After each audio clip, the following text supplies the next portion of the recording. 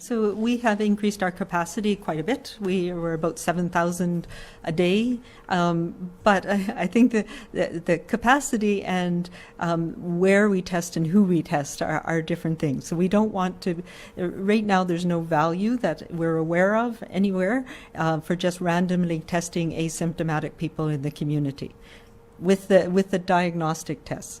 We do, and we've talked about this before, want to do some systematic testing in our community of random sample of people with a serology test, which tells us whether there's antibodies at some point, and we have a strategy for doing that.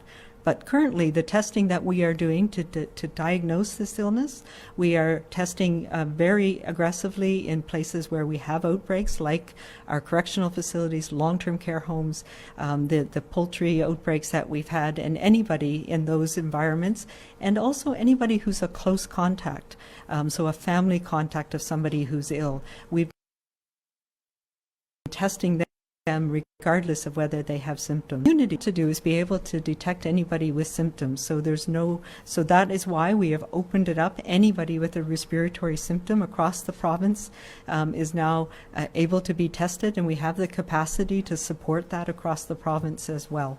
So I don't have any specific number that we need to do just for the sake of meeting a number. What we want to do is make sure we have the capacity to test everybody who needs it, and currently we do. Even though we've opened up the capacity, we've increased the number of tests we're doing. We're still about 3,000 a day.